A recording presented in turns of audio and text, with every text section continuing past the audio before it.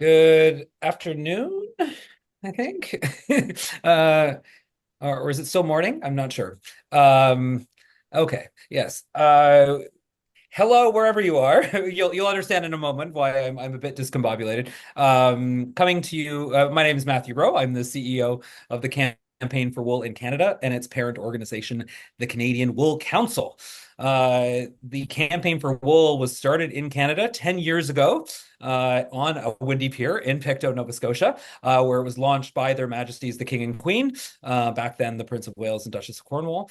We had our first Canadian Wool Week at the time, not long after that. And then over the last 10 years, we've really grown to become the only national organization that unites the entire Canadian wool value chain from producer to consumer. We created our spinning yarn speaker series at your request to be able to share the great stories that are happening all across Canada and in involving wool and the people who transform Canadian wool and wool of all kinds into wonderful things. The Campaign for Wool was created by His Majesty who is the founding patron, to be able to remind consumers of the natural, sustainable, and biodegradable benefits offered by wool. When we began, we were very similar. The campaign runs in 13 different countries.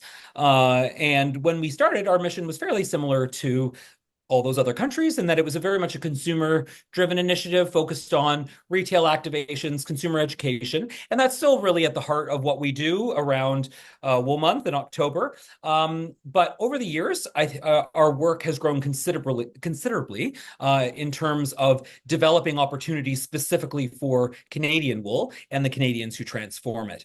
We created the Canadian wool industry's first ever strategic plan, our wool plan, which if you're in dire need of some bedtime reading, can be read on our website and provides an excellent framework for understanding the work that we do and the direction that we are trying to take the industry.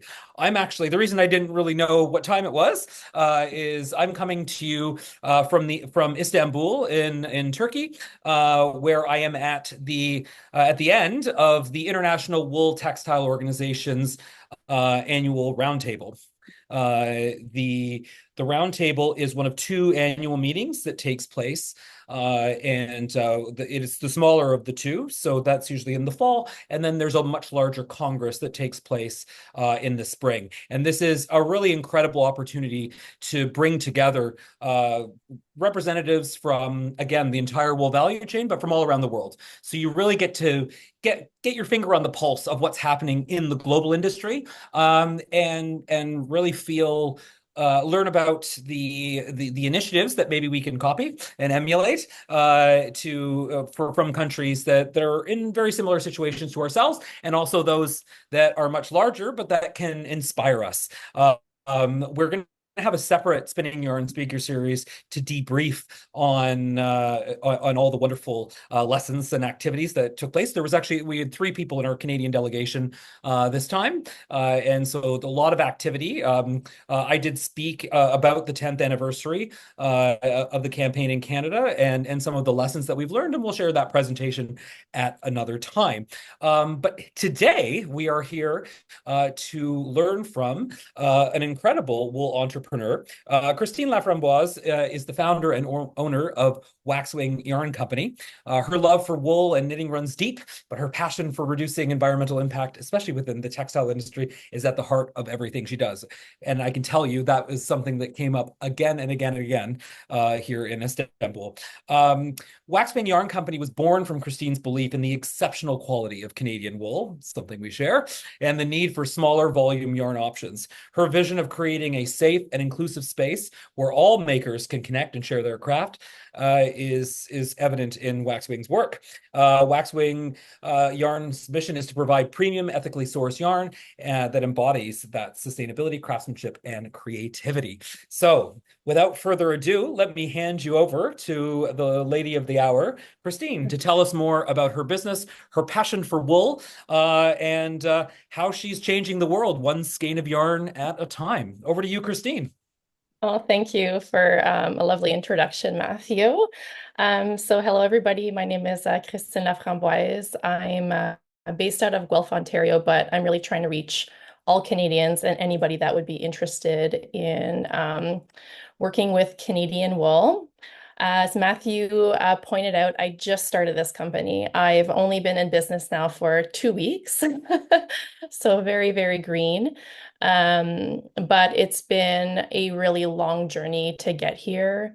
I've actually had the idea, and not exactly the way that it's come out today, but I just had a very deep desire to change the way that people consume yarn for making their crafts. I started knitting many years ago, and by looking at different projects and buying yarn for all those projects, I quickly started to accumulate what's known as a stash. So I think many on this call can relate to that. And everybody has very good intentions of using those leftover pieces of yarn for another project. But I think in most cases, especially for myself, you see new patterns that are released and they require a different gauge of yarn, or you're attracted by new colors. And you're persuaded to go and buy something new, and then that stash continues to grow and grow. So I really struggled with all of those leftovers, and I couldn't really figure out a solution for myself other than looking for brands that offer different sizes of skeins. So something smaller than the typical 100 grams. Once in a while, I was able to find 50, but then I had to compromise on quality, or I had to compromise on the color choices. So I just couldn't shake it. I really felt like there was a need for more flexibility in yarn choices. And I thought it was also a great opportunity to offer a palette that was a little bit different. Lydia will scroll over to my website in a minute and showcase some of the palette. I think that it'll be evident when you look at the colors that it leans more warm. And I think that generally what is offered right now tends to lean a little bit more cool. So I really wanted to do something that was a little bit different. Not to say that it cannot be found, but I really wanted to lean into to the warm tones. Can Sorry, you all Lydia. see that or? So I cannot see the, oh, there we go. Maybe it took a bit of time to come up. Yeah. So the palette on the website, again, it's very warm, and you'll notice that the banner at the very top, that's one of my core brand colors. It also happens to be the color of the vest that I'm wearing today. So there are lots of warm, rich brown tones, and everything is very complementary. Our collection comprises 20 different colors across the entire rainbow. Um, and it was not only because I really tend to love these warmer tones, but it was also a really good match for the yarn that I chose. The base itself, this here is the base. This is the undyed yarn that I hold in my hands right now. It's very creamy, very warm tone, and I did not want to compete against that. By competing against this tone, I would actually be compromising on its quality and its softness, because the manufacturer would have had to process the yarn more with bleach and other harsh chemicals. So it was very important to me that I maintain that base and complement it with very warm tones.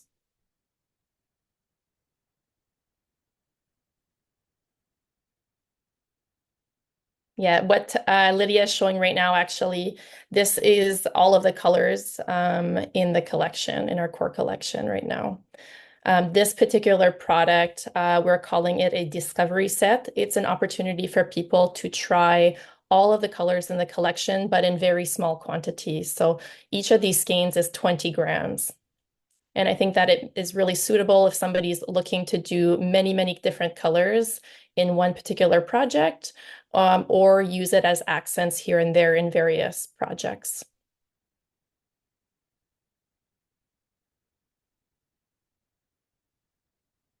Great.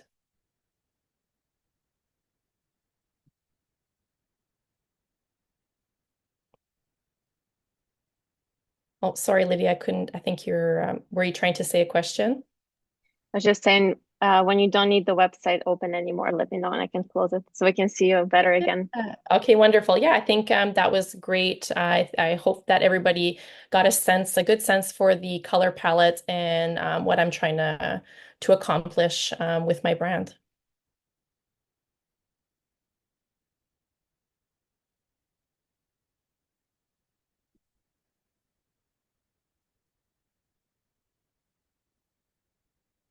Okay.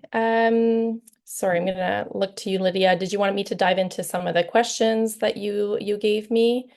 Or is it up to the audience to guide the types of questions that we might discuss today?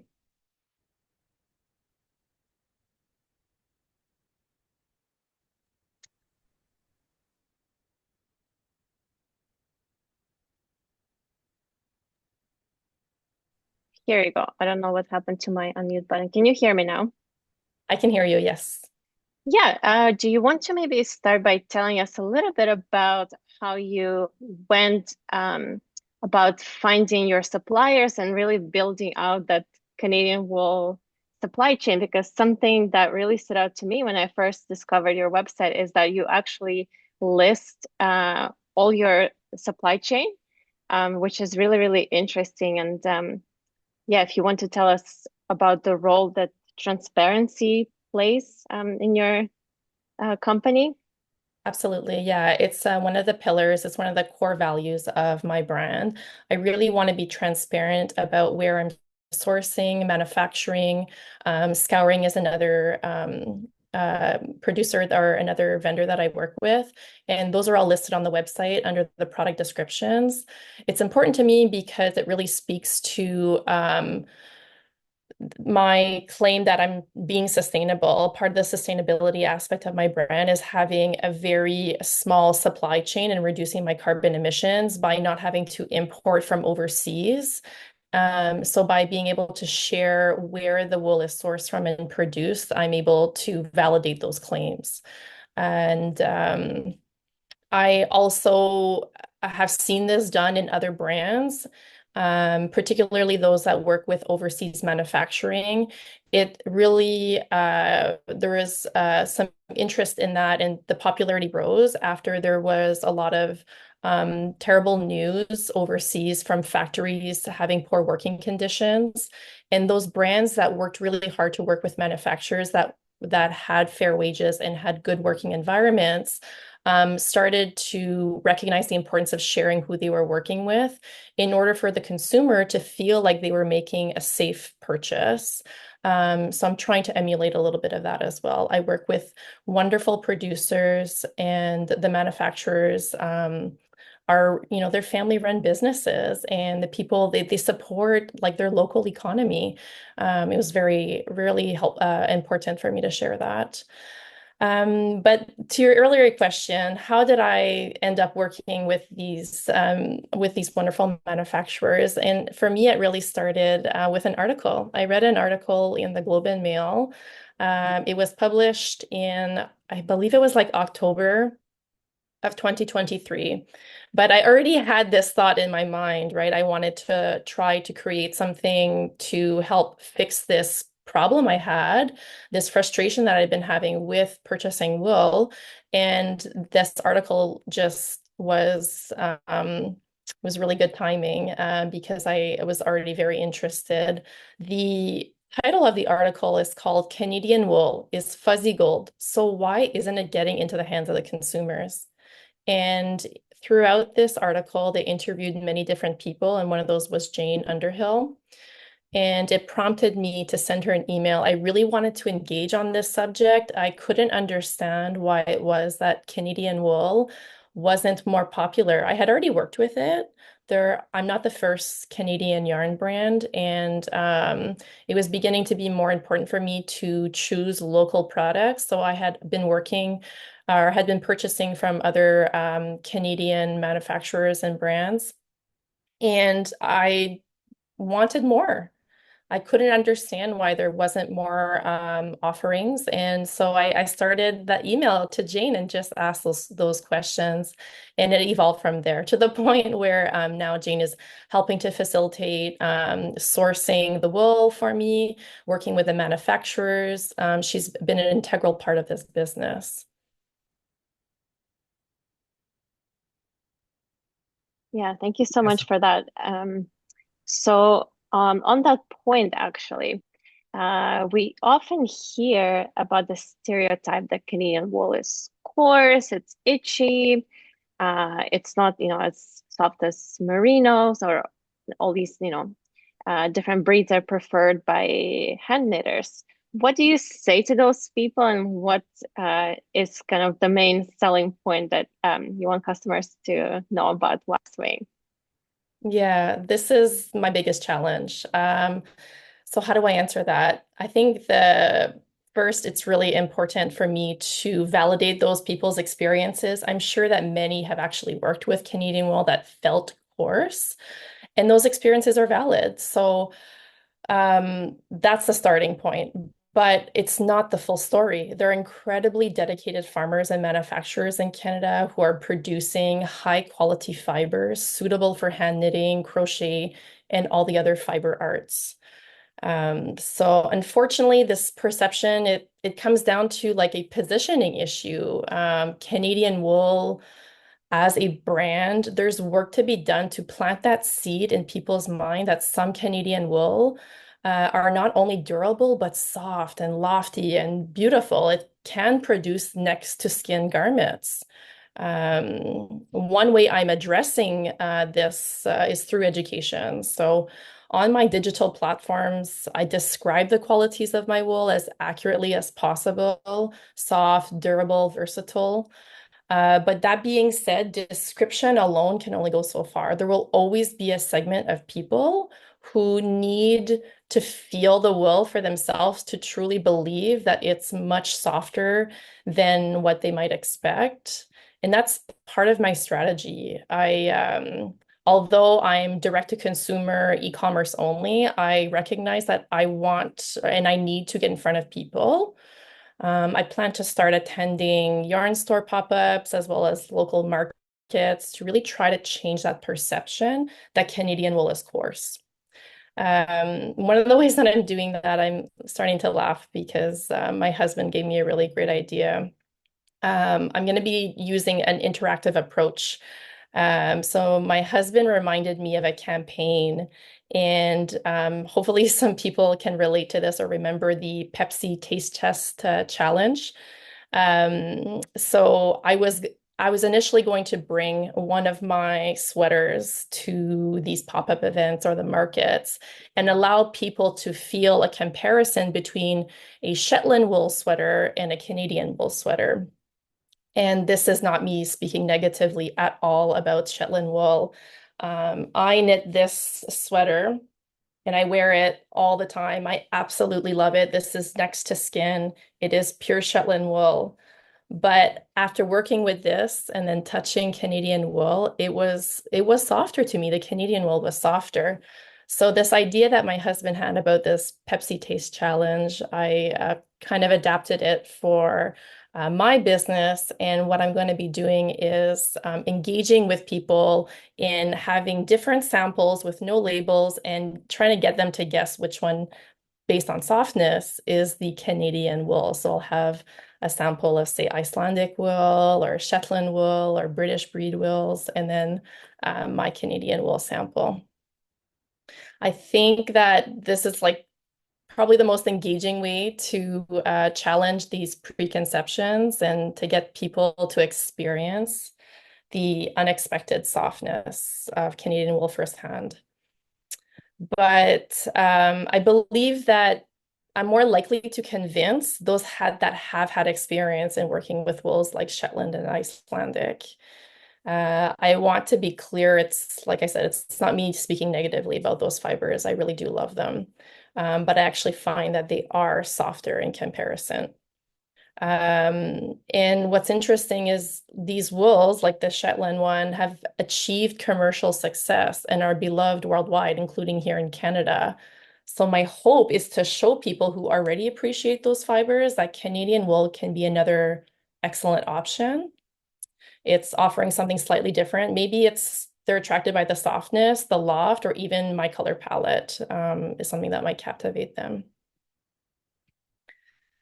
So as I've said, changing this perception is definitely challenging, but it's a collective effort. It requires the farmers, manufacturers, retailers like myself to work together to combat the stigma that Canadian wool is coarse and only suitable for limited uses like rugs or home goods. Yeah, and I hope that with time and that education and the collaboration, we can try to shift the narrative.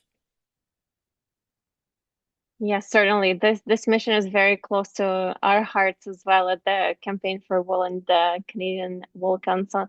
Well, on that note, would you like to tell us more about where you see Waxwing going next, given that you've just launched and you're, starting small with this beautiful range of a fingering yarn, I believe it is.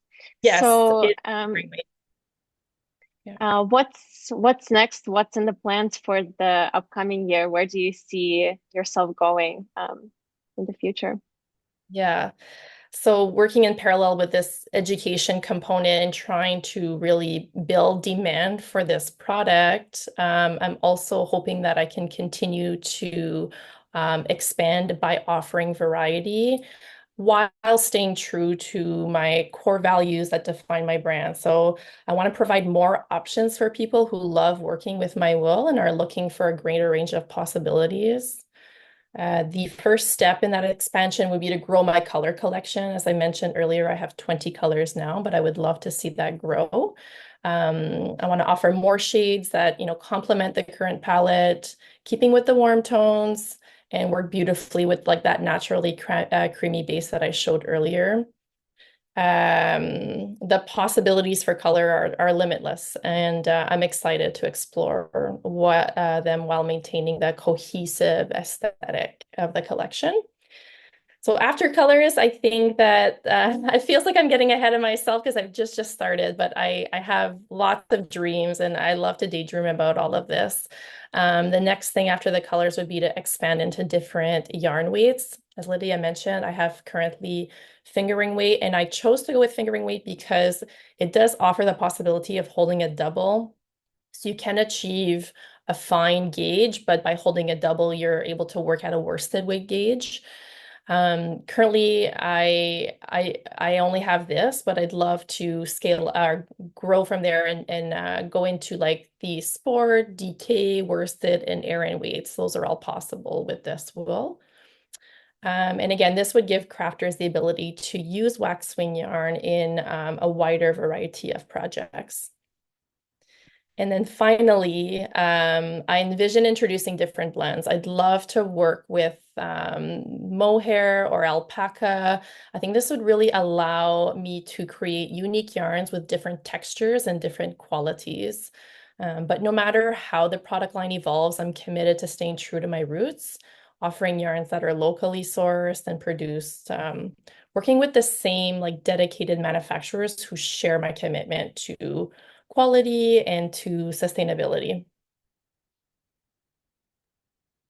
Yeah, very interesting. Everybody, I'm just reminding you that you can either raise your hand and ask your questions to Christine directly, or if you want to type them in the chat, I can read them out for you.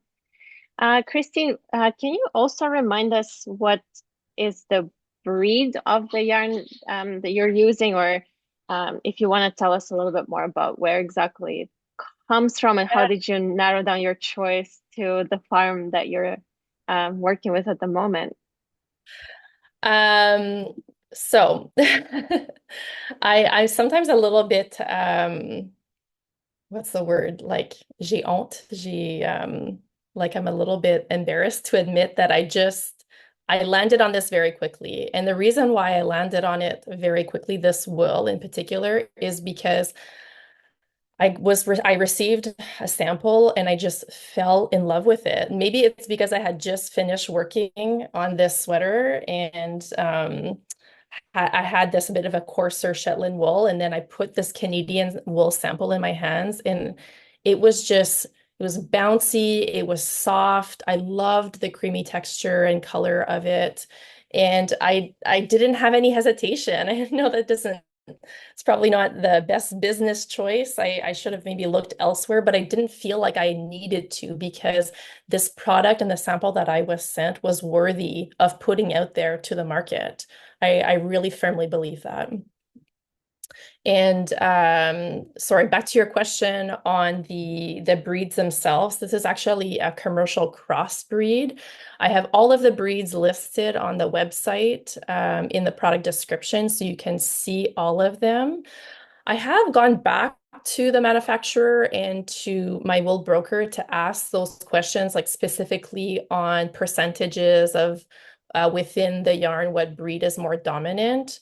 But this is really, like I said, it is a crossbreed, and the mix varies from lot to lot. So I don't have a particular answer. Like I couldn't say it is 30% Rideau Arcot or it was 20% of something else. This is something that does vary. And for those that are interested as well, the wool is sourced from Topsy Farms, and Topsy is located in Stella, Ontario. This is on Amherst Island. It is near Kingston, Ontario, for those familiar with that area. Thank you. So we have some questions that are coming in the chat. So Chris is asking, when you're engaging wool producers, such as Topsy Farms that you just mentioned, what is the quantity of wool that you need them to produce to support a line of yarn? And she's asking because she's herself a sheep farmer and a wool enthusiast. Yes, and that's also, yeah, that's going to be dependent farm to farm because the yield from raw unscoured wool to the wool that eventually gets spun is going to depend on factors like how how uh, how much debris is in the wool. And I apologize, I'm probably not using the correct terms. My area of expertise is on the knitting side and not so much on the farming side. But yeah, that's going to really vary quite a bit.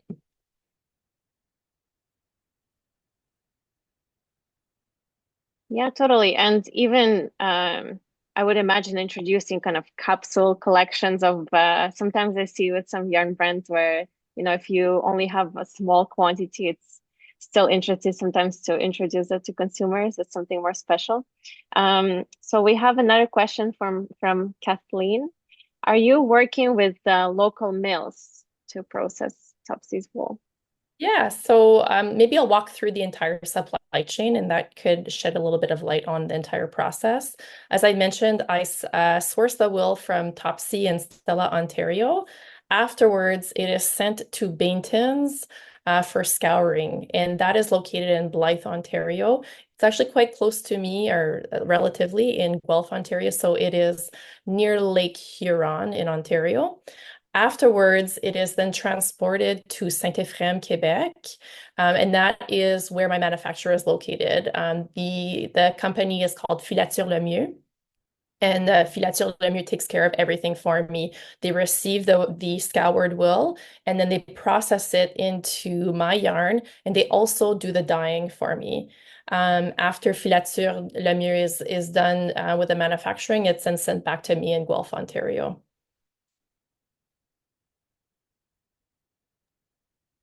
Very nice. It's really impressive that in a big country like ours, you're able to still keep your supply chain relatively short.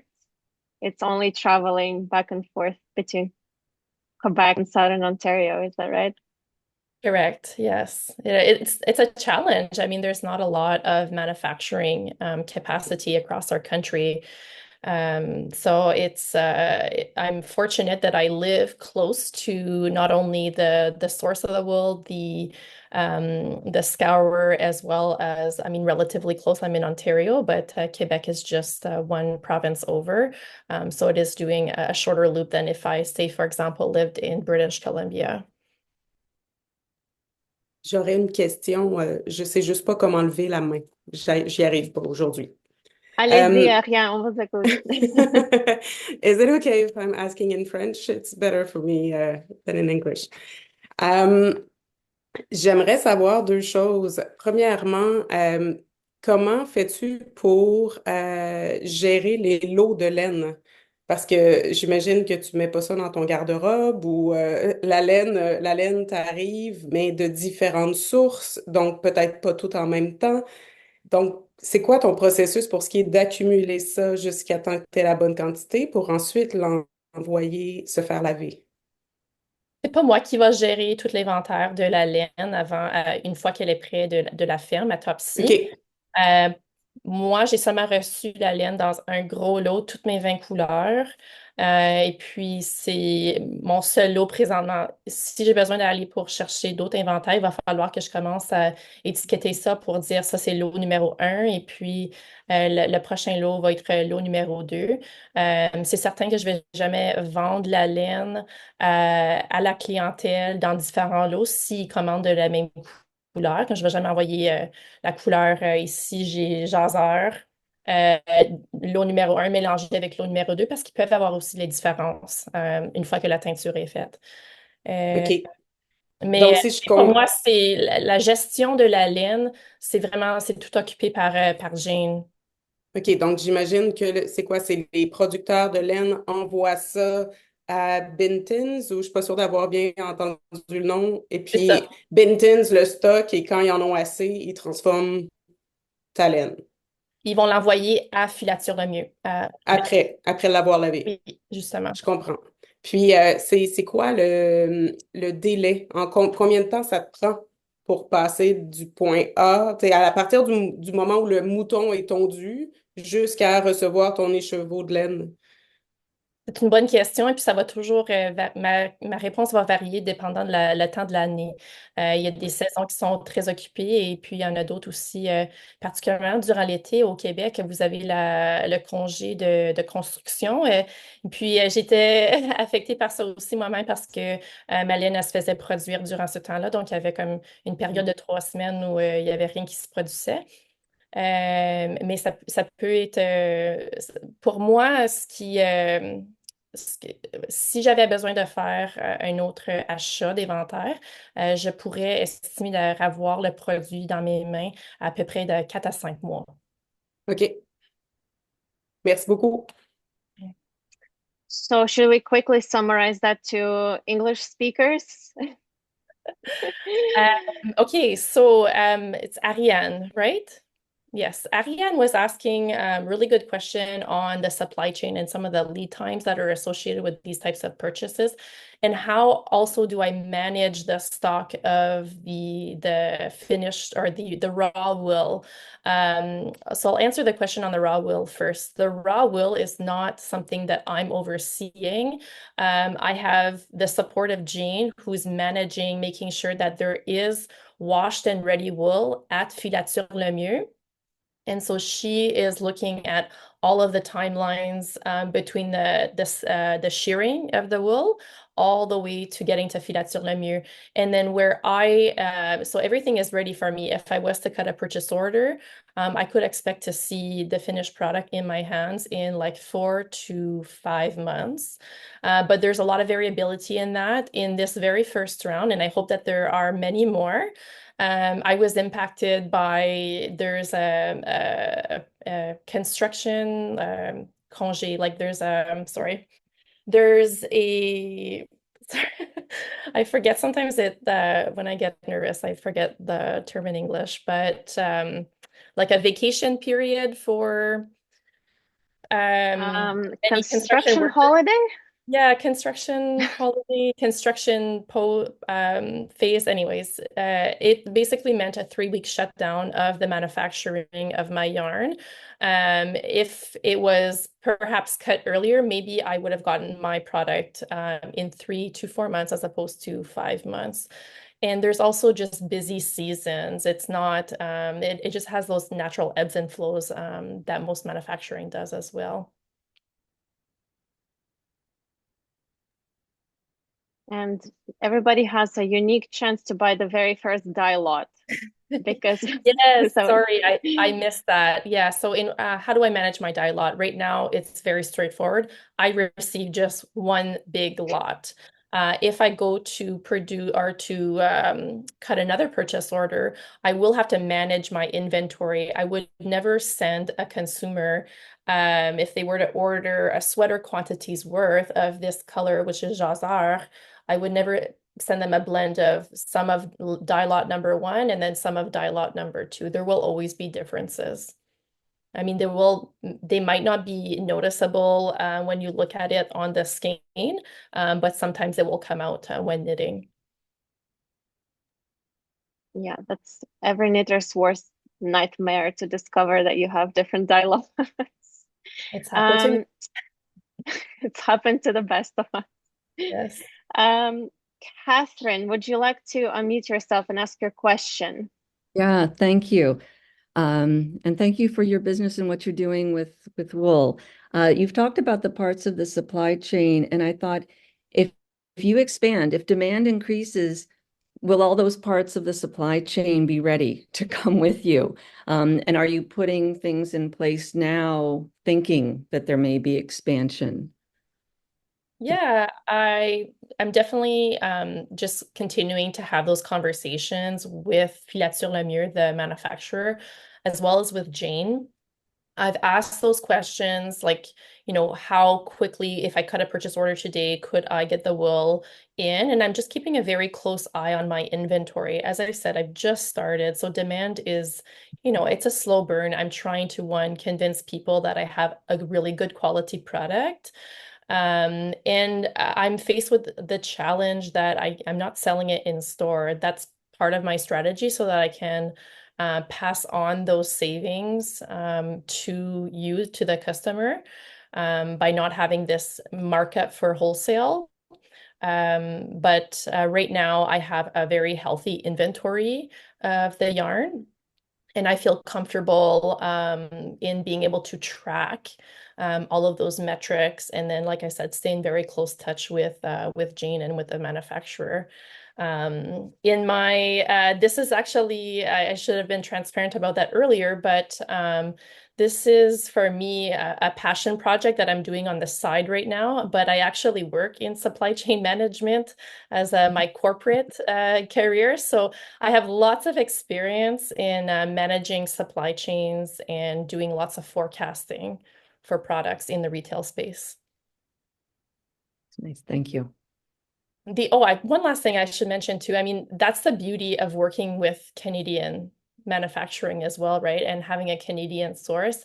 I know that they're going to be able to react much more quickly than if I was working with somebody overseas. So there's just lots of inherent benefits of this, what I've tried to create here.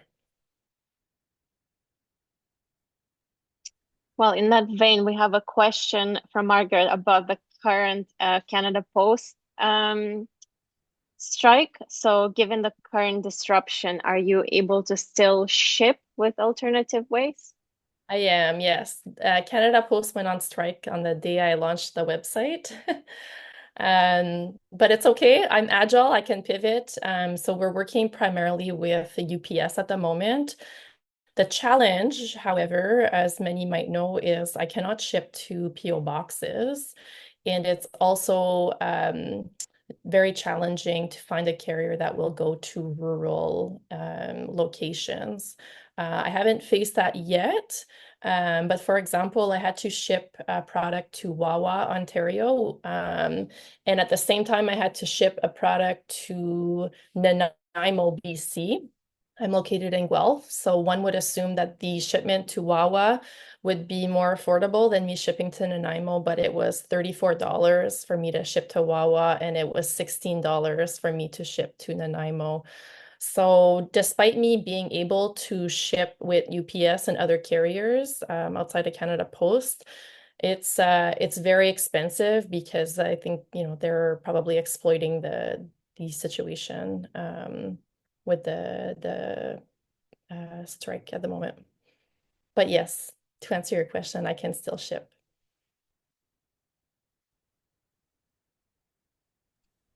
We had a question earlier from Julie about Topsy Farms yarn that they also sell. Are there any differences between Waxwing and what Topsy's selling directly? Yeah, great question. So what I'm offering that's different from Topsy is Topsy selling in 100-gram skeins, and they also have their colorways, which are their own. I've differentiated myself from Topsy by offering 25 grams in addition to 100 grams. And then I have colorways that are my own that I've designed with the manufacturer.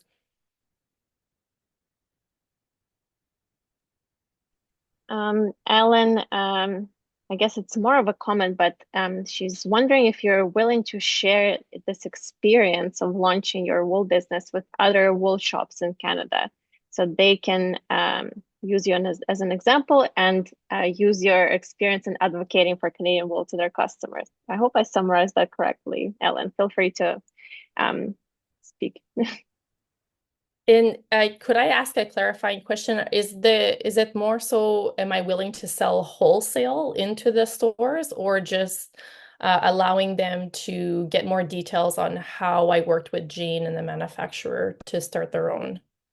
Because both are good questions.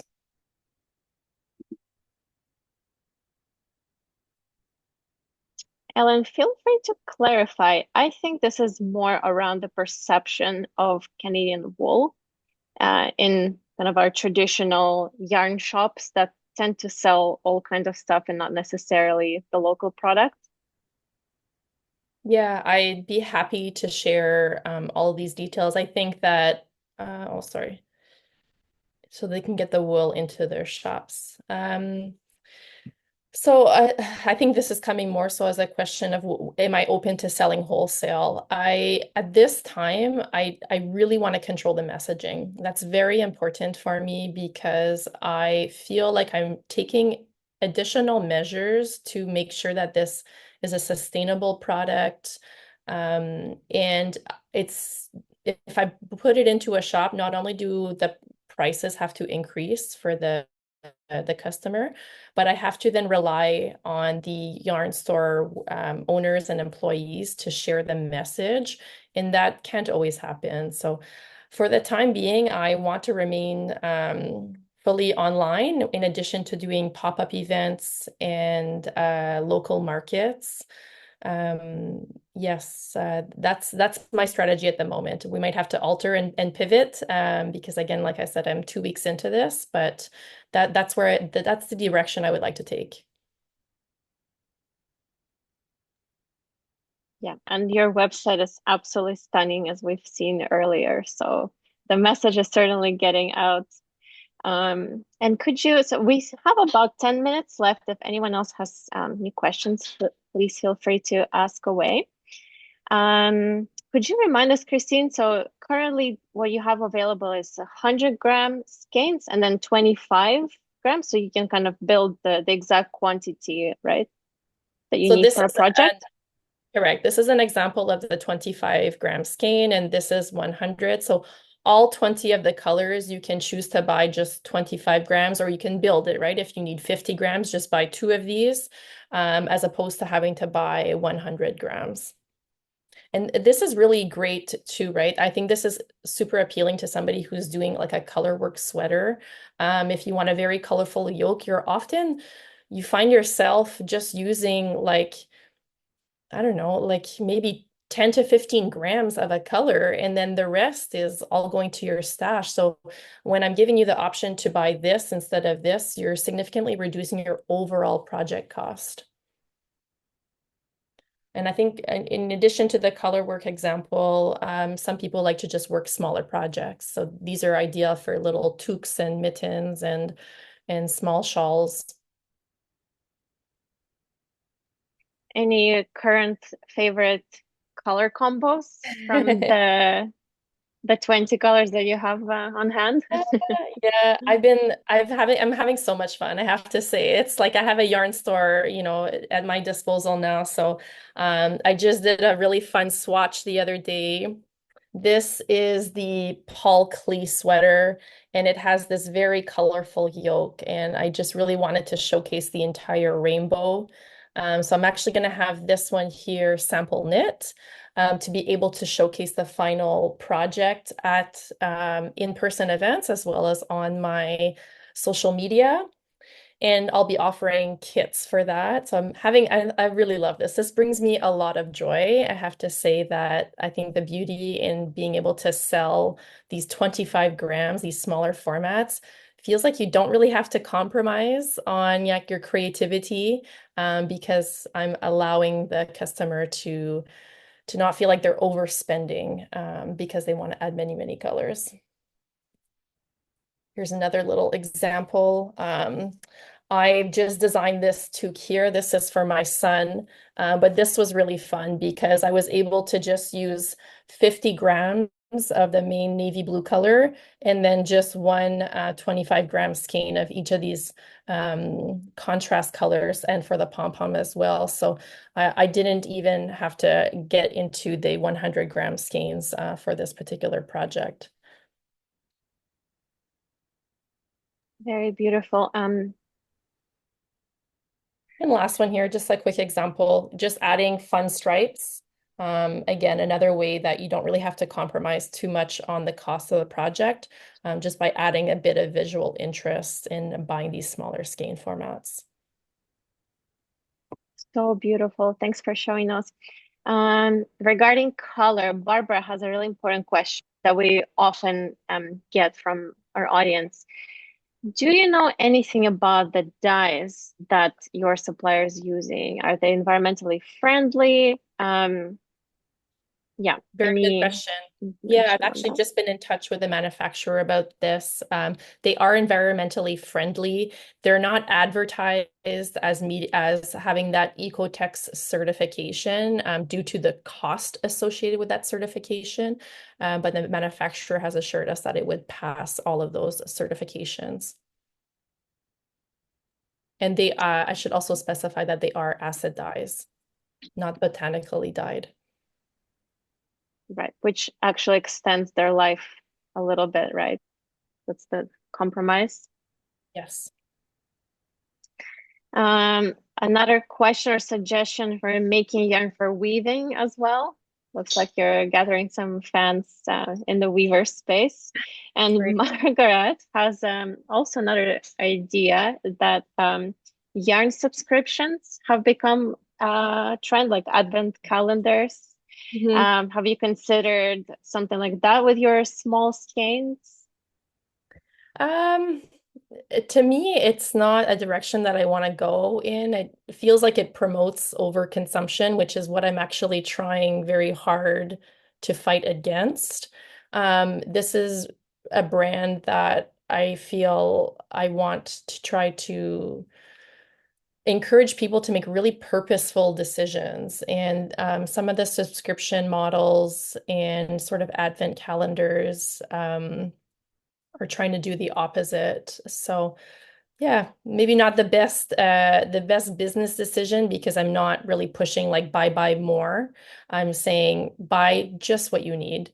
And then if you need a little bit more, I'm here for you, right? Like you can work on a different project with me and we'll find some more wool for you.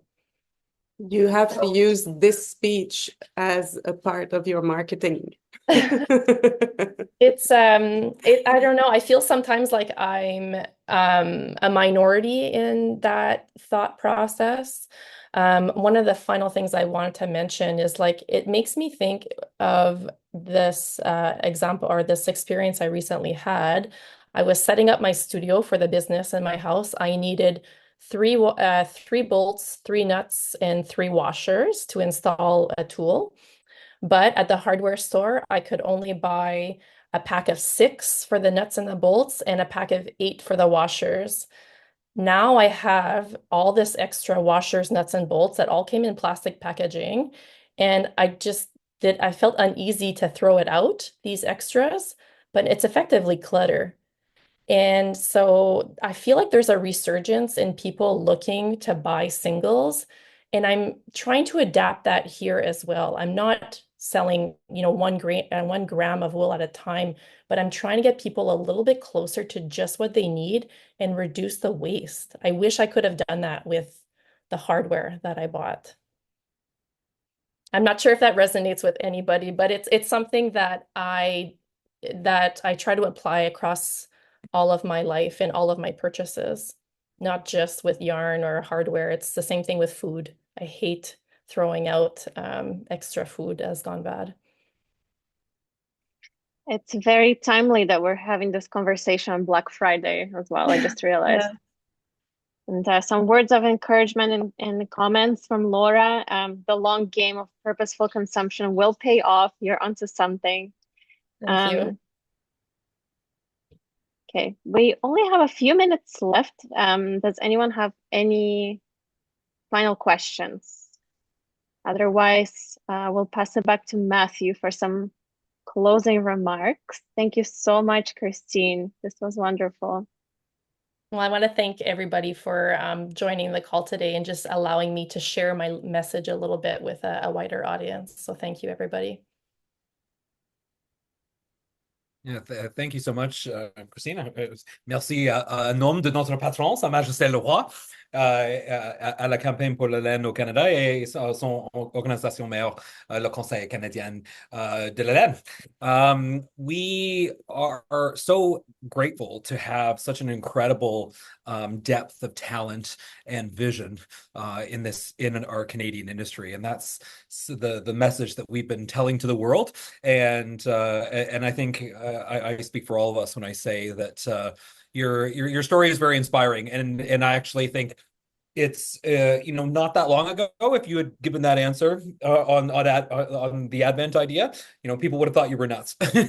But it's brilliant, and it's very much in line with the message that and the reason why the Campaign for Wool was launched originally, which was at the heart of this idea of working against fast fashion, getting people to be more intentional about their purchases, and looking to quality. And of course, that's, well, as we all know, that is something that Wool offers in spades.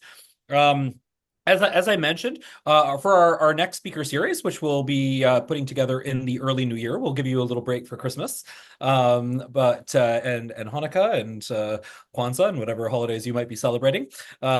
But in the new year, we'll do a debrief on what's happened here this week in Istanbul, to learn about some of those lessons. I would say, just as a little teaser, I was very intrigued to learn. We got a little taste that Woolmark and Prada are working together on next generation spacesuits.